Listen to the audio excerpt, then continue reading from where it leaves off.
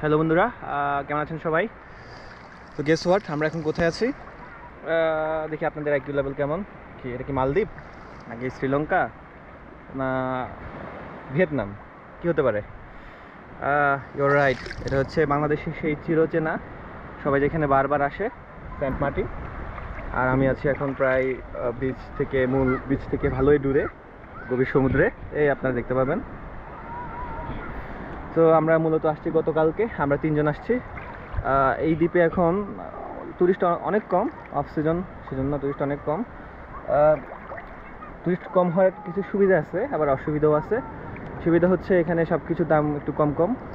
আমরা হোটেল ভাড়া নিচ্ছি মাত্র 400 টাকা পার ডেতে। অ্যাজ ইউজুয়াল আপনি যদি অন সিজনে আসেন সেটা হয়তো 1000, 1200 এবং কিছু কিছু ক্ষেত্রে 1500, 2000 পর্যন্ত হতে পারে। তো এটা হচ্ছে অফ সিজনে আসার মজা, লোকজন কম থাকে, খুব বেশি ক্রাউডি প্লেস হয় না। যাই হোক, আমরা আসছিলাম ট্রলারে। আপনারা চাইলে অন্য কিছুতেও আসতে পারেন। এখানে সি বোর্ড চালু হয়েছে বাংলাদেশ নেভির, আবার হচ্ছে সাথে আপনার স্পিড বোর্ডও আসে। স্পিড বোর্ড যদিও রিকমেন্ডেড না, এটা খুবই মানে ভয় লাগে আর কি আমার। যাই হোক, আপনারা চাইলে আসতে পারেন।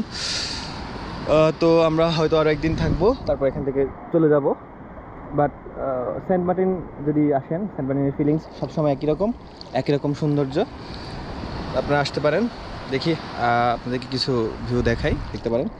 ওইখানে আমার ফ্রেন্ড একা একা গোসল করতেছে।